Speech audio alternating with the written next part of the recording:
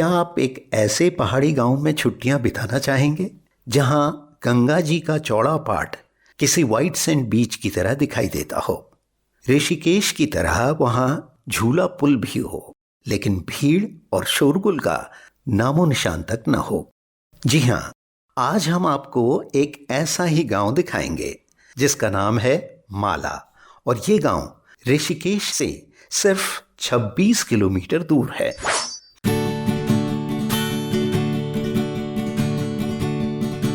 यात्रा कथा में आपका स्वागत है।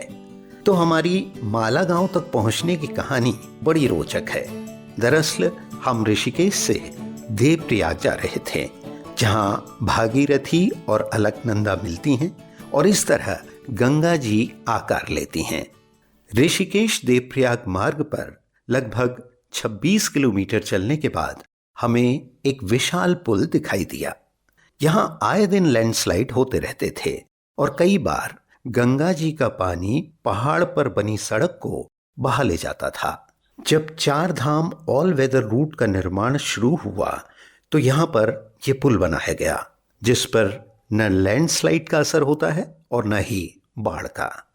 हम इस पुल की तस्वीरें लेने उतरे तो हमें गंगा जी पर एक झूला पुल नजर आया, जिसके उस पार सुंदर गांव था। किसी ने बताया कि इस गांव की एक गुफा में एक ऐसे सिद्ध साधु रहते हैं जिन्होंने पिछले 14 सालों से मौन व्रत ले रखा है।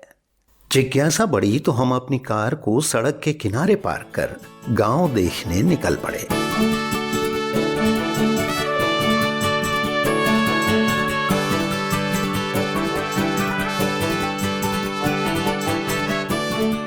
पुल के इस छोर से लगी गुफा में ही वो साधु रहते हैं। तो आइए सबसे पहले उन्हीं के दर्शन करते हैं।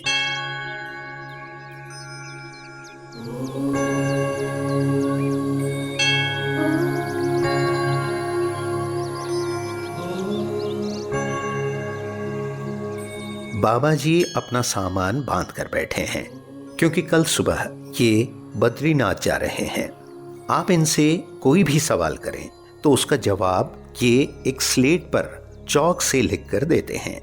हमें अभी अभी पता चला है कि ये 6 महीने बद्रीनाथ की एक गुफा में रहते हैं और कपाट बंद होने पर यहाँ आ जाते हैं।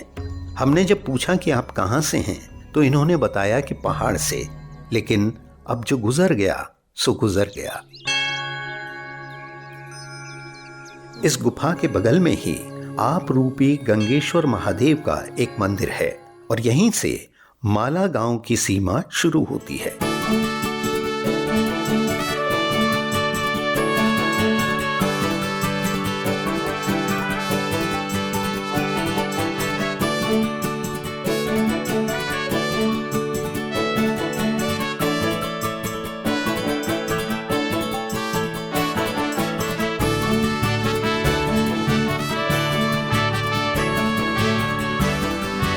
गंगा जी के किनारे व्हाइट सैंड बीच पर हम आपको बाद में लेकर चलेंगे। पहले रात को रुकने की कुछ व्यवस्था देखते हैं। हालांकि इस गांव का नाम आपने शायद ही पहले कभी सुना हो, लेकिन ये देखकर हमें ताज्जुब हुआ कि यहाँ 4-5 तरह के स्टे ऑप्शंस हैं। शायद यात्रा रूट पर होने के कारण ऐसा होगा। सबसे पहले आपको इस तरह के टेंट्स दिखाई देंगे। मरीन ड्राइव रिट्रीट नाम की इस प्रॉपर्टी में ब्रेकफास्ट और डिनर के साथ एक आदमी का किराया है 1500 रुपये।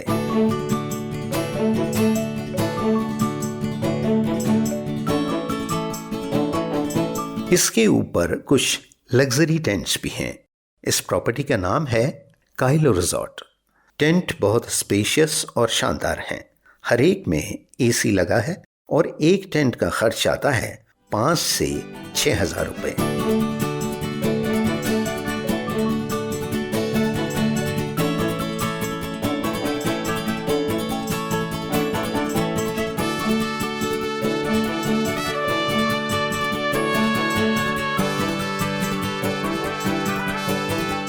इनके पास एक छोटा सा स्विमिंग पूल भी है। ये देखिए, फिलहाल इसकी सफाई चल रही है। काइलो रिजॉर्ट एक लग्जरी प्रॉपर्टी है। इसमें ये हमारे 4 जो हैं, ये हमारे लग्जरी रूम्स हैं और इसमें हमारे ये पाँच जो हैं ये अल्ट्रा लग्जरी रूम्स हैं।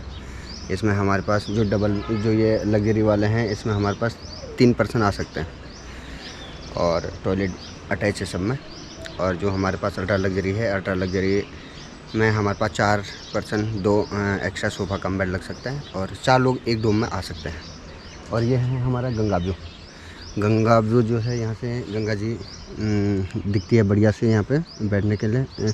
हमारा जो सारे डोम्स हैं, सारे डोम्स में लगे हुए हैं ये स्विमिंग चेयर लगी हुई हैं सारे डोम्स के बाहर। और ये नेट लगा हुआ है जिसमें बच्चे खेल सकते हैं, आप आराम से लेट सकते हैं उसमें। और सब पर्सनल सेपरेट बालकनी है सारे डोम्स की।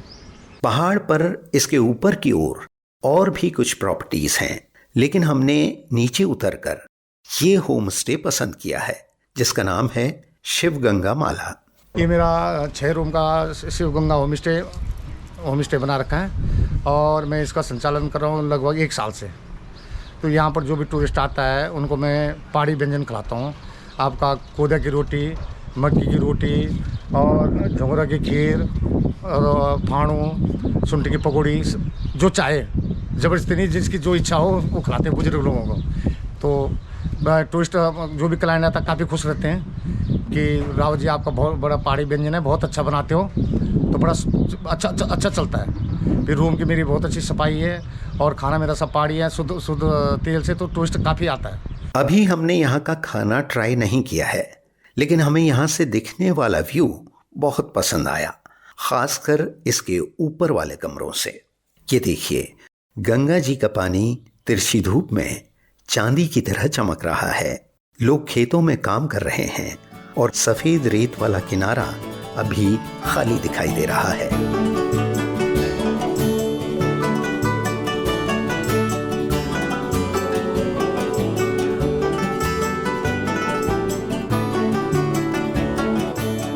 ये देखिए, कमरों का साइज ठीक ठाक है, लेकिन साफ सफाई बहुत अच्छी है।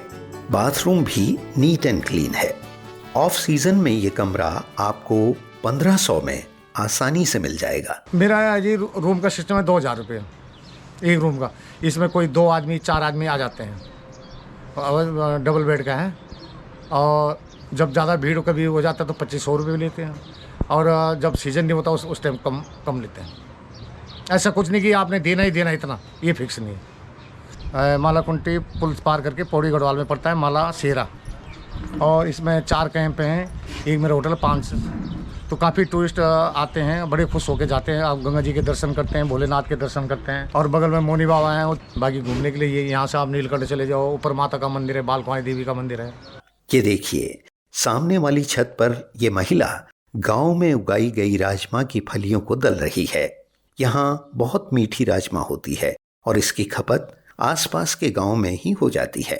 यहाँ होता है धान हो गया, मक्का हो गया और तुम्हारा बाकी ये दाल, राजमा दाल और दाल दूध कई सभी होती है। नदी के किनारे इन खेतों के अलावा ऊपर पहाड़ की चोटी तक सीढ़ी नुमा खेत हैं, लेकिन फिलहाल हम आपको गंगा जी तक लेकर चलेंगे। फैला हुआ गाँव है, अलग अलग घर है, कहीं के जो भाई बहनों के साथ में भी घर हैं, ऐसे इस तरह से सब जुड़े हुए हैं।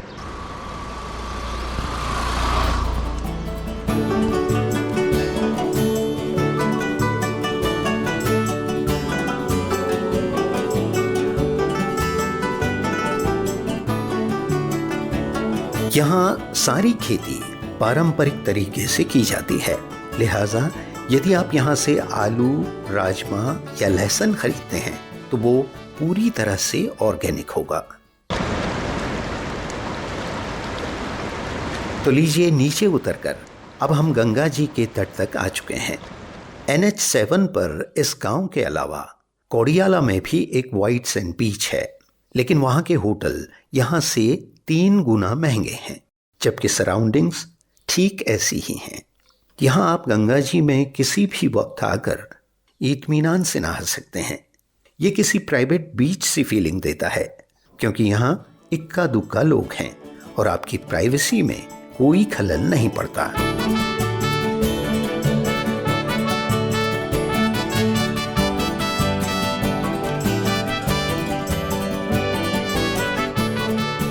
गंगा जी का पानी बहुत साफ और ठंडा है और इसका कारण है इस गांव का देवप्रयाग के नजदीक होना। देवप्रयाग ही वो जगह है जहां भागीरथी और अलकनंदा का संगम होता है और ये दोनों नदियां मिलकर गंगा जी का रूप धारण करती हैं। देवप्रयाग यहाँ से सिर्फ 40 किलोमीटर दूर है। माला गांव से बहते हुए गंगा जी शिवपुरी और ऋषिकेश होते हुए हरिद्वार पहुंचती हैं। यही कारण है कि यहाँ आपको पानी ज्यादा ठंडा और साफ मिलेगा। उम्मीद है इस बार की यात्रा कथा आपको पसंद आई होगी। अगली बार फिर मिलेंगे। आज्ञा दीजिए। नमस्कार।